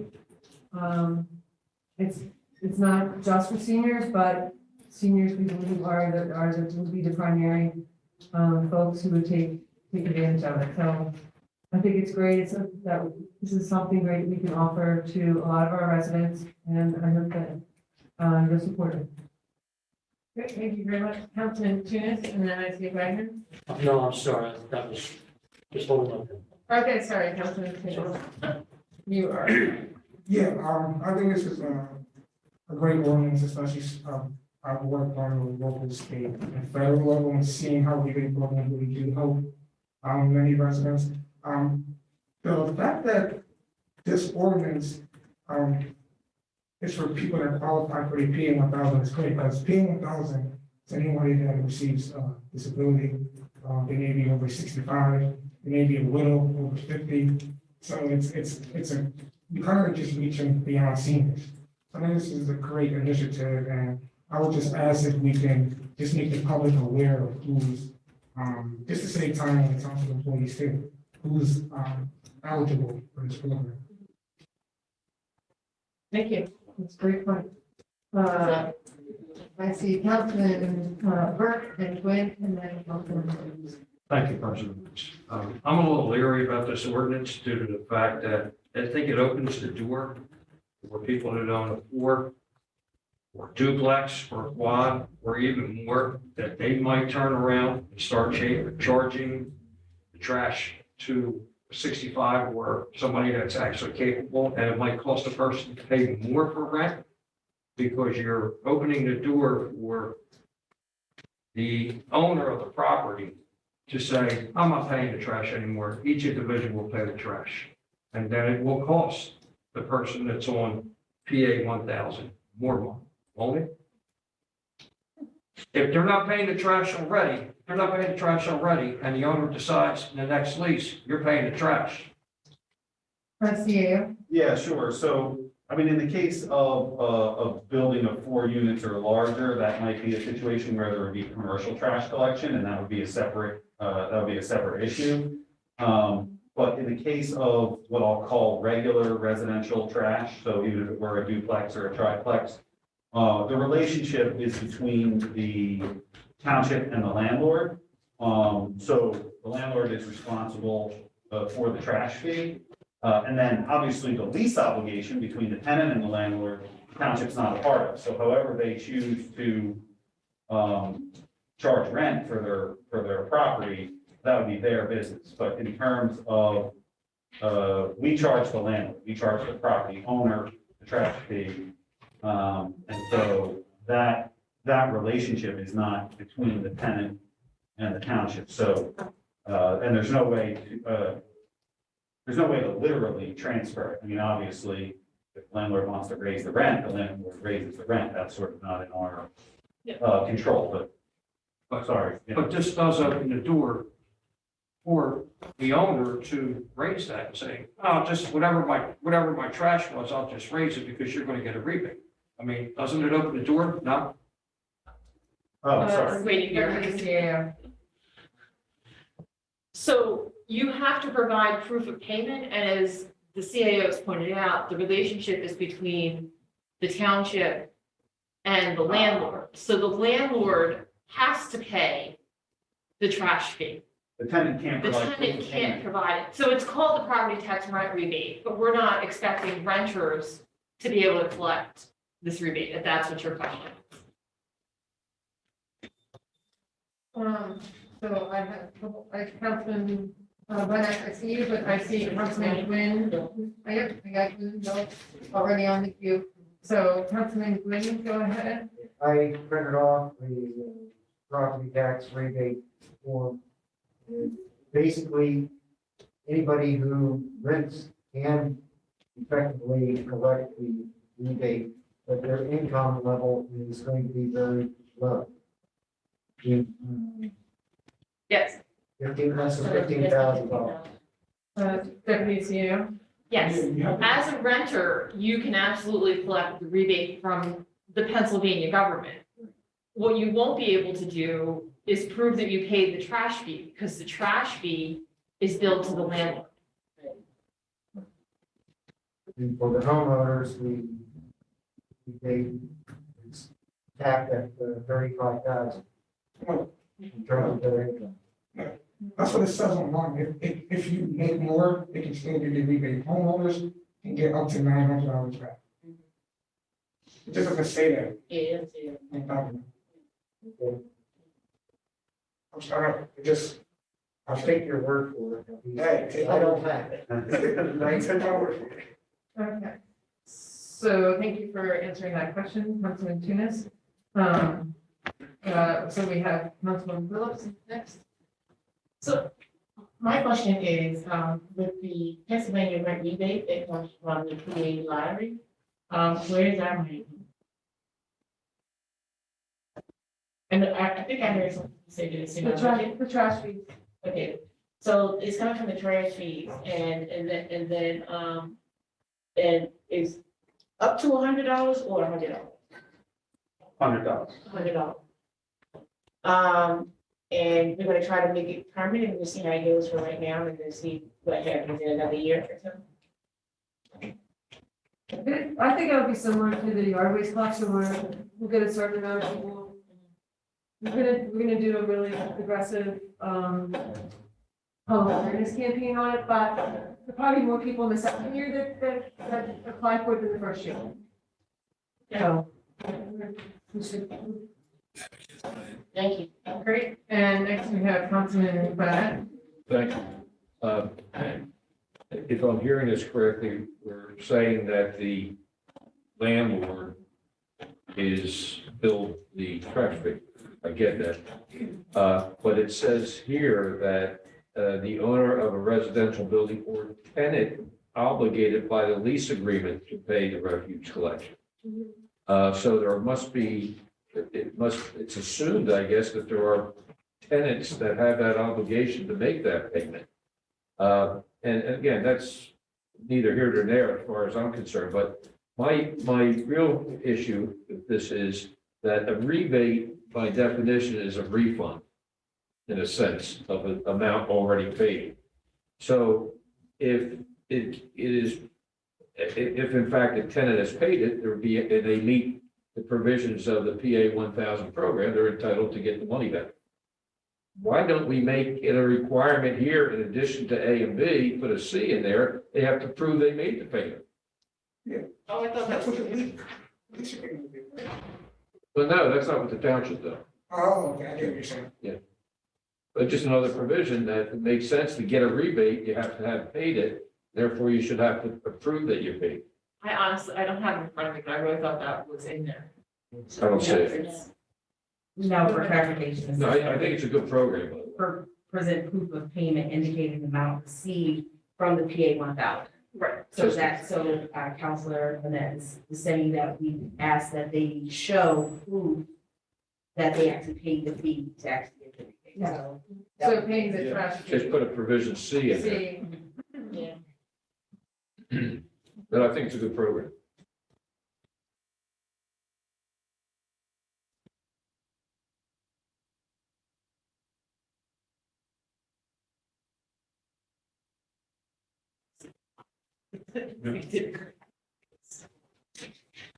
well, that's part of the reason why we have this Yeah, no, discussion that's before great. we Yeah, it's a great idea. move to, because if it was the old way, we would have never caught that in time, so.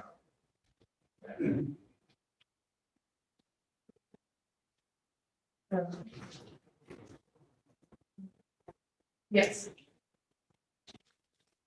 Counselor Vanez, for clarification, would you be opposed to an amendment stating that applicants must present proof of payment of the revenue collection fee for the current year? Sure. Oh, I'm sorry. okay, hold on. Okay, so.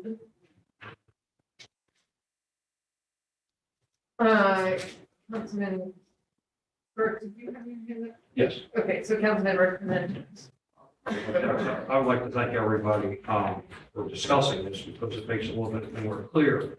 I was against the owner of taking money away from the senior, not the senior getting the rebate.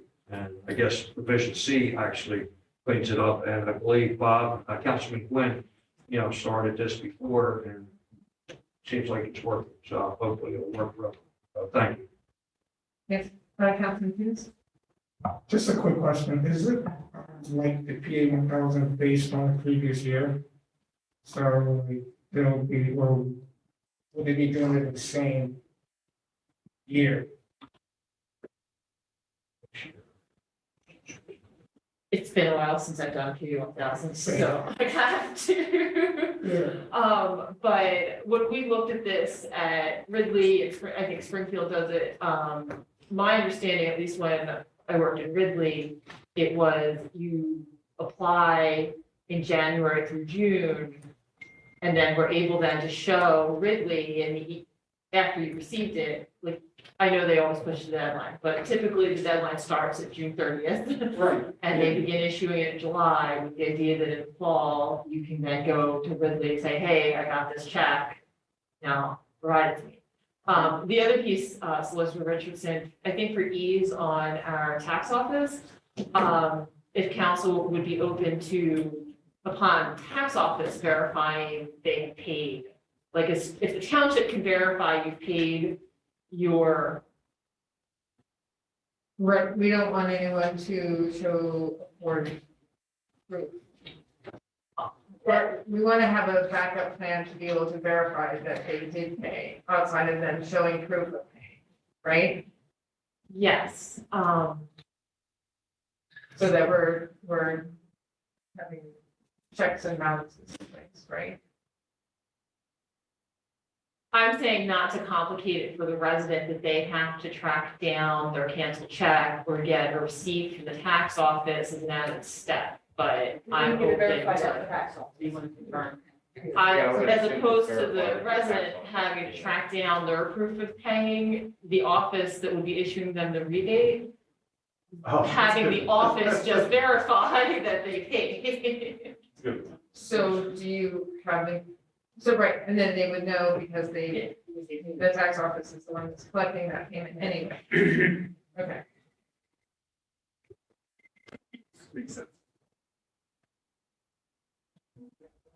Okay, I'm just reading. Councilwoman Buckle? Will there be record keeping of this? Will we keep copies that they've paid or how we track this?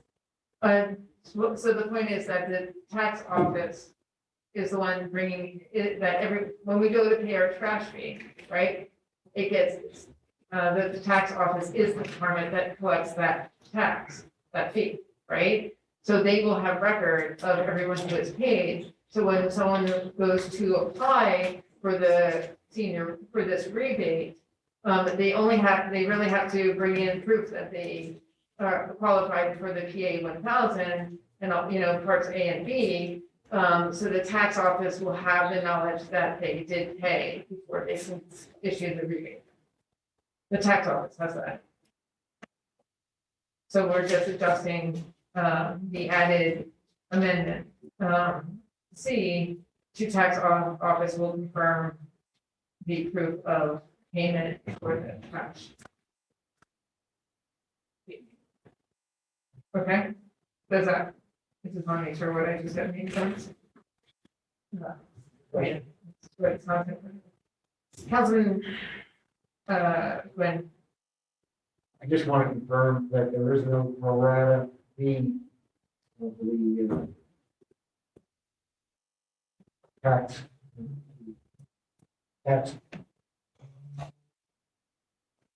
in Charge. processing the rebate. Exactly, if we're getting a rebate of $100, that we aren't doing any pro rata, they've only been here for half a year or whatever. I don't know if I can hear exactly what you're saying, I don't understand what you're asking, but anybody that qualifies is getting $100, I think that's what the plan Flat is. fee Yeah. or flat payment of $100. Yeah, That if they have been here less than half a year, why would that matter?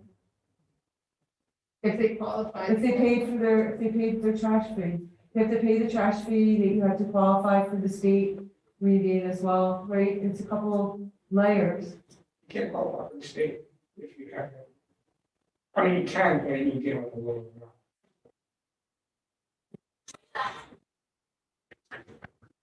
Yes, sir. thank you. Okay, any other questions or concerns? Councilman Faria, are you okay? Did this go? Okay, just one sec. All right. Okay, so.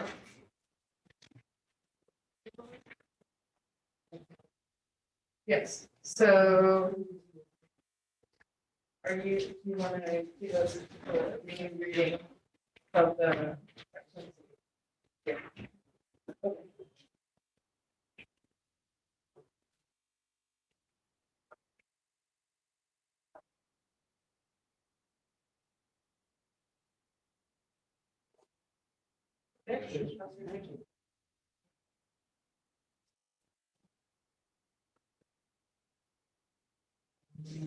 Okay. So for section C, if that says, to read the section. The owner of a residential building or a tenant obligated by the lease agreement to pay the refuge collection charge is eligible for a receive rebate of $100, providing the following conditions are met. A, applicants must file a 1,000. Applicants must provide proof of payment indicating they not received from the PA 1,000. The township has confirmed that the applicant has paid the refuge. Sounds good. Everyone okay with that? Great. So can we get a motion to approve the amended version of, ordinance 3110, to a motion to introduce and advertise this? Like to make a motion? So we have Blackwell and I'll let you get your last couple ones. It's gonna be Marshall, please. and roll call. Councilman Tunis, Yes. Councilwoman Brazier, Councilman Silver, Yes. Councilwoman Blackwell. Yes. Councilman Gwen, Yes. Councilman Britton, Yes. Councilman Siddiq, Yes. Councilwoman Florida, Yes. Councilman Garnet, Yes. Councilman Wagner, Yes. and Council President Blunt. Yes. Unanimously, everyone. Great, thank you.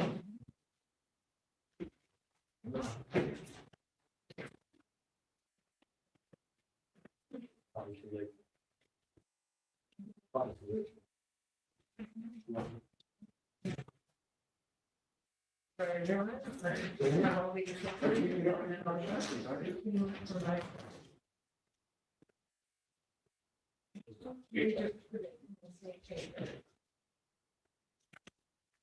excuse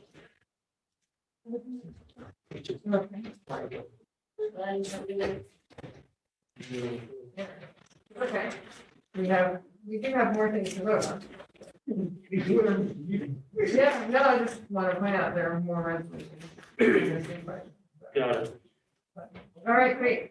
So next up, we have Public Safety Committee, co-chairs Burke and Blackwell. We have members Silva and Tunis Jr. We have resolution 58-21. Can we get a brief on this resolution? Thank you, Council President Wentz. This is a resolution to remove parking meters number 746 and 747 that are situated along Constitution Avenue.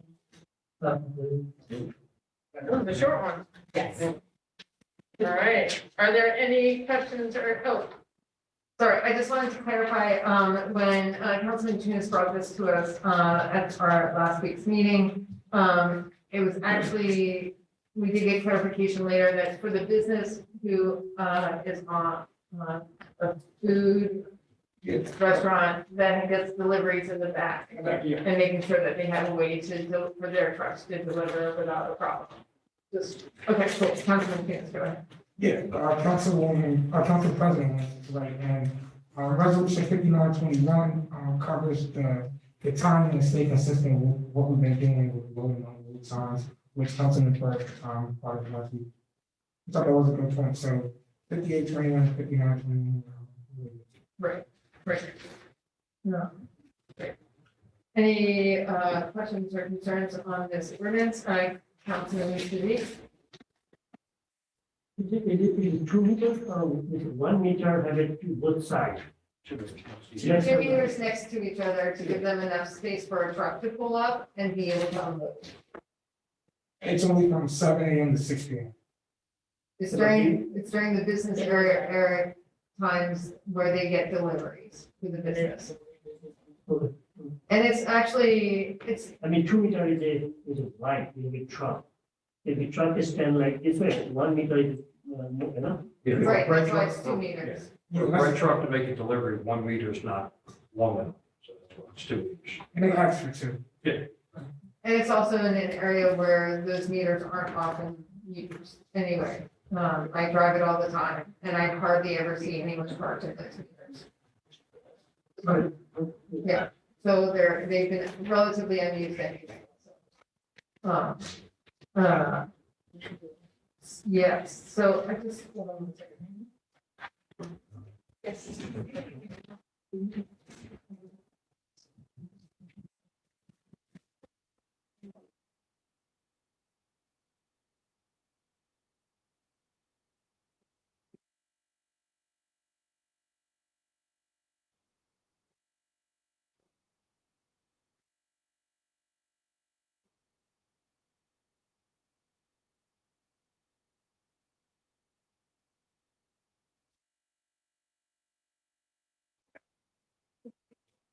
All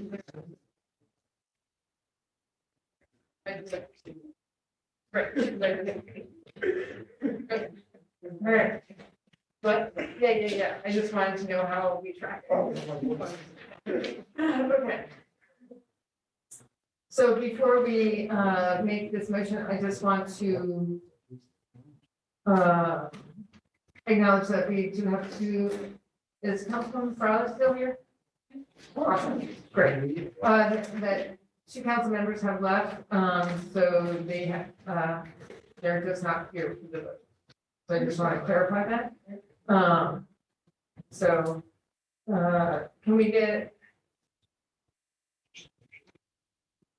Yes, we will, we'll do it, well, because, well, we'll do it. And then we'll do it by roll call. Okay, so, can we get the official motion to approve resolution 58-21? Can I make a motion? Wynn and Burger. Yep. He's second there. I heard it double. Well, that's all, so. All right, so we're gonna go with a roll call vote because we are missing two council members and I just want to be clear for our records. So go ahead. Councilman Tunis, Yes. Councilwoman Middleton, yes, Councilman Silver, Yes. Councilwoman Blackwell, Yes. Councilman Glenn, Yes. Councilman Byrd, Yes. Councilman Siddiq, Yes. Councilwoman Farrell, Yes. Councilman Barnett and Councilman Wagner, they are there. Okay, and Council President Wynn. I'm a yes. Great. 1, 2, 3. So 9? Yep. Great, thank you. And then next up, we have, resolution 59-21, if you get a reading on this resolution. Thank you, President Lawrence. This is to establish load/unload zone from 7 a.m. until 7 p.m. On Constitution Avenue. Yes. 16. 7. Thank you, Council. Yes. So clarification, 7 a.m. till 6 p.m. In the same location that those two parking meters were. And that we just. Okay, and I know we didn't have this resolution before us last week, so are there any other, is everything? Before we go officially? I thought we discussed it. Oh, we did, you're right. Yeah. Okay, great. We just didn't have the written document. Okay, great. So can we get a motion to approve resolution 59-21? I'd like to make a motion. Second. Tunis and Burke. I thought I heard Gwyn and Burke. What? I heard Gwyn and Burke. Can we get a roll call vote? Councilman Tunis, Yes. Councilwoman Middleton, yes, Councilman Silver, Yes. Councilwoman Blackwell, Yes. Councilman Glenn, Yes. Councilman Byrd, Yes. Councilman Siddiq, Agreed. Councilwoman Farrell, Yes. Councilman Barnett and Wagner are not here, Council President Wynn.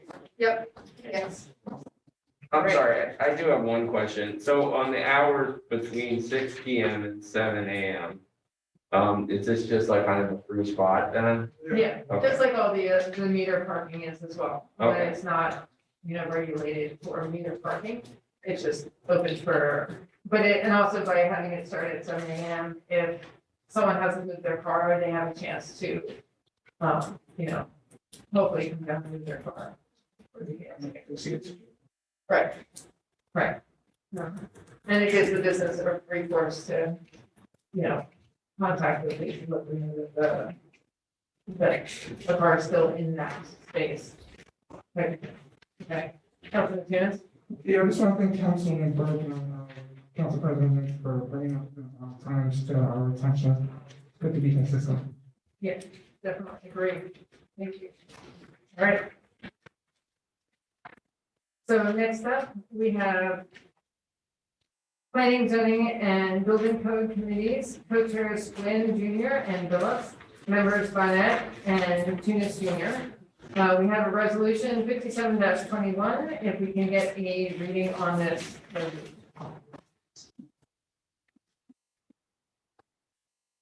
Thank you, President.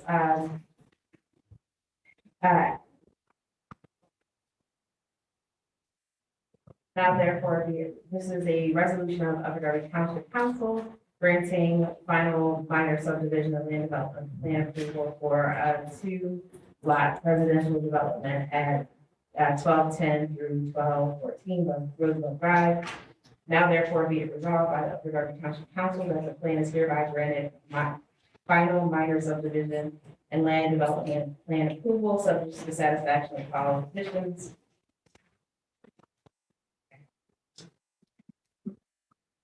Number one, prior to reporting the plan, applicant shall address the comments and conditions contained in the August 31st, 2021 in the reviewing letter to the satisfaction of the township engineer.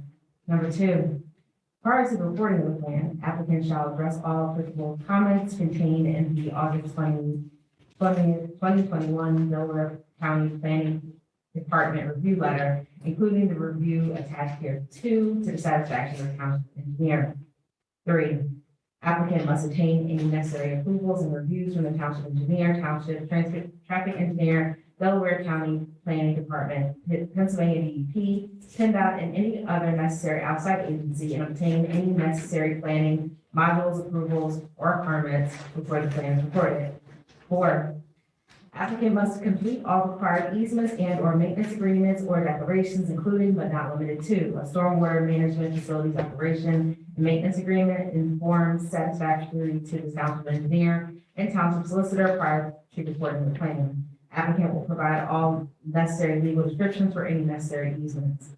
Number 5, a revised reportable plan shall ultimately be submitted for township administrative review and approval that addresses all requests for further plan details, additions, corrections, and clarifications set forth in the above mentioned review letters.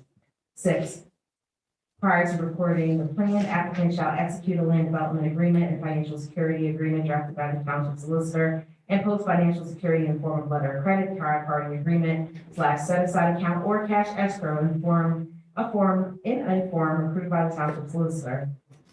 7, all reasonable outstanding township fees, township engineering fees, township's legal fees, and any other professional fees associated with the review and approval of the application and plans shall be paid in full before the plan is recorded in accordance with the Pennsylvania Municipalities Planning Code.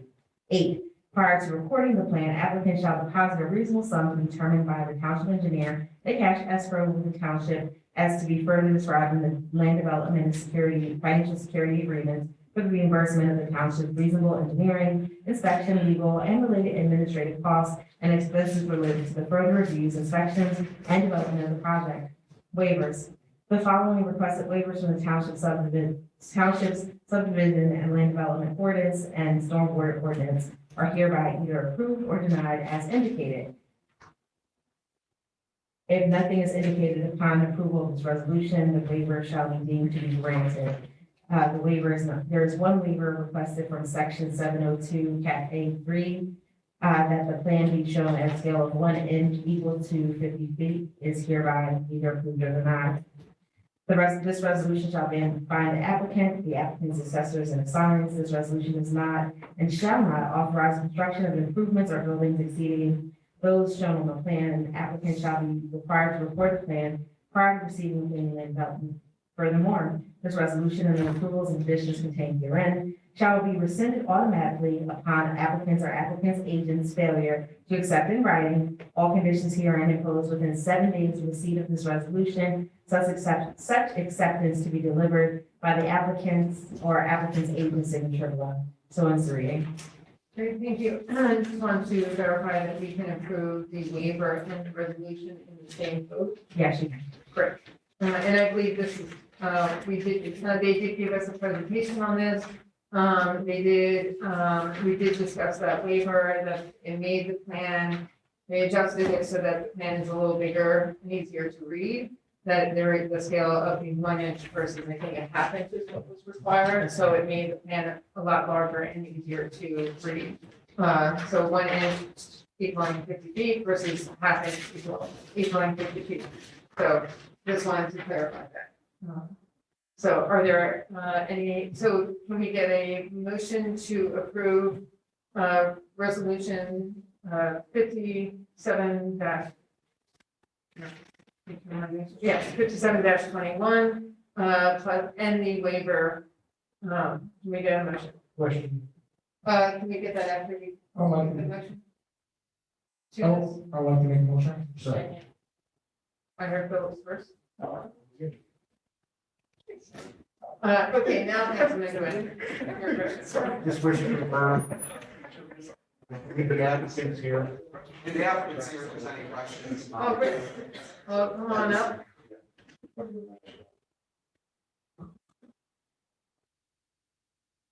Did you have anything else you wanted to provide? You've got to keep your mask on though.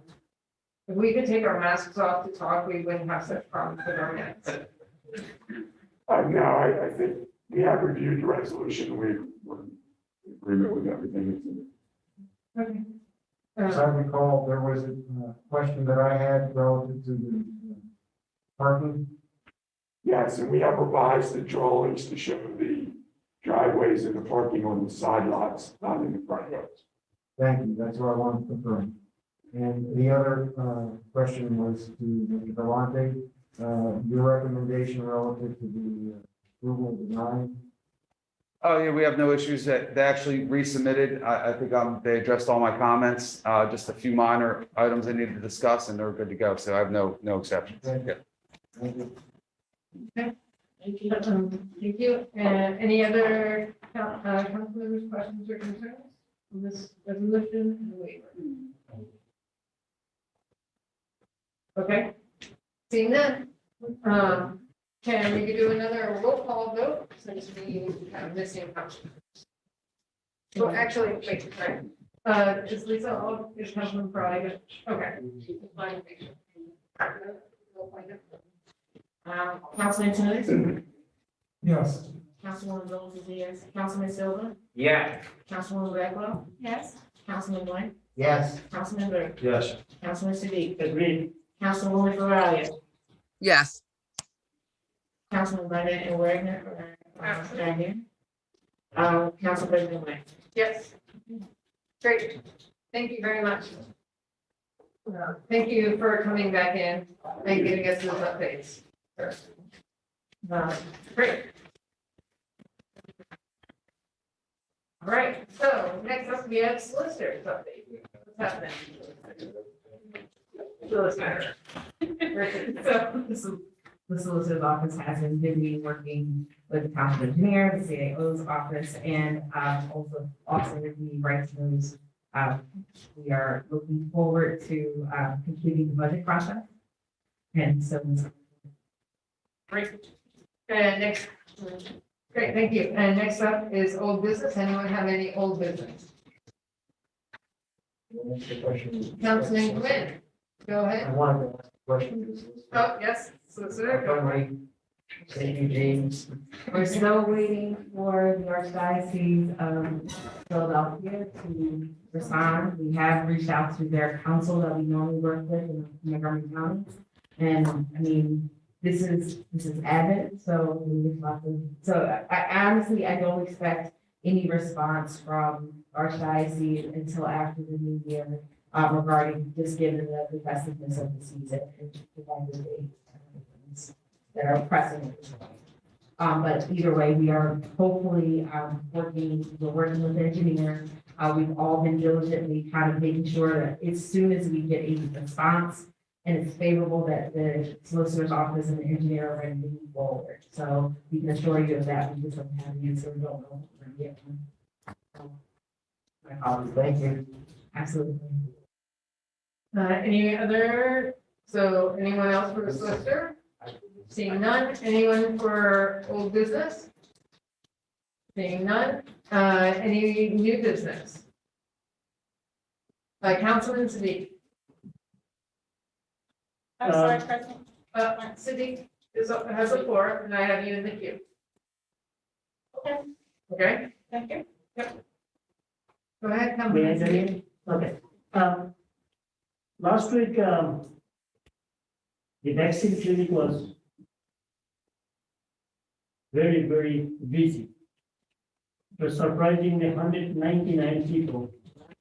199 people were vaccinated, some of them new, some of second dose, some of them booster. And when Omicron, they heard about the new variant, then they start to come. Some people are hiding, they don't know the vaccine. And they heard, when they have the new one, everybody come out. So with that, I'm announcing there will be another vaccine clinic, which is 17 December, which is not this Friday, the following Friday, from 2 to 5 p.m. at the Islamic Center. All are invited, and elected officials stop by. All our people from our Darby area. The 2 to 5, I will be there all the time. Please stop by if you have time and spread out this message throughout our community. It will be booster, it will be first shot, second shot, Pfizer, JLJ, Moderna, and plus 5 kids and above. Great, thank you very much. Yeah. Councilwoman Blackwell? So on December 11th, this Saturday, we're going to be having another meet and greet. This is part of the mayor's overall cleanup of the Darby initiative. That it's going to start at 9:00 a.m. The overarching goal is to remind people that just because it's the winter time, because it's cold, that doesn't mean we don't get out and clean Upper Darby. We have to continue to make Upper Darby clean and safe. Also, on state. Where are you meeting? We're going to meet at Park View. Playground? Yes, at the playground. And then there's another interaction, hopefully we can get to underneath one state road under the bridge. We're going to try to spread out, but we're going to meet there initially. Great. Okay, also on the 18th of December at 3:00 p.m., we are going to have a gift giveaway at 3 p.m. at 69th Street Station. So if anybody could join us, that would be great. I think we also have a different community meeting at 2 p.m. for for another part of the township. That's there. Oh, it's this Saturday. It's versus this Saturday. 18th. Okay, sorry, I'm blending my Saturdays. That's it, Glendale. Glendale, Yeah. Okay. District 6. Okay. All are invited, please stop by. I think our mayor forget to announce it. She was with us. Sorry, Anything else? Date, where and when? 69th Street Terminal, right? December 18th, 3 p.m. December 18th. Midway. Midway. Right, but that's for the, I'm this confused. Saturday. This is this Saturday. Yeah. The The Glendale one, meeting. right, there, I confused my dates. So there's a meeting this Saturday, a community meeting this Saturday. And then, Councilwoman Blackwell is talking about things that are happening on the 17th and, also this Saturday at 9 a.m. is the Parkview meeting. And then also a giveaway on the 18th. Okay. Right? And the Zag Foundation is giving away winter items. Jacob Foundation, okay. Yes. Remind. Okay. Thank you. All right. Okay, any other, new business? All right, seeing, CAO, sorry. Thank you, Madam President. I just wanted to say a quick thank you to Councilwoman Blackwell and Councilman Sadiq for those great community events that they're organizing. And I apologize for not getting this, bringing this to your attention for the moment of silence for this meeting. But unfortunately, earlier this week, the Upper Darby Police Community lost former Superintendent Anthony Celia. Superintendent Celia served the department for 36 years. From 1957 to 1993. And so we just wanted to extend our heartfelt condolences to his family as well as the entire Upper Darby Police family on the loss of former Superintendent Celia. Thank you, can you send me that information so that I can add to next week's? Absolutely, again, I apologize. That would be wonderful, thank you. Yes, yes, but. Yes, we'll make sure all of council gets that notification. Is that good? Okay, Councilman Tunis. Real quick, I am partner up with 69 Street Wildcats Athletic Association. They have a philanthropy called Wildcats Cares. They're collecting canned food items, toys, jackets every Saturday up until the week of Christmas, from 10 to 12 at the athletic field around Marshall. What was the date again? Sorry. Every Saturday from 10 to Oh, 12. every Saturday. Yeah. You say on Marshall Road field? Yeah, you know the athletic field we used to give out food at? At 69 Street, Yeah, recreation. Yeah, 69 Street Field, 69 Street Athletic Field, that's what it's called. Recreation. Yeah, yeah, I always think that's why I was it. All right. All right. Anything else? All right. Motion? Can we get a motion to adjourn? Second. All right. Filibuster. All those in favor, please signify by saying aye. Aye. Oh.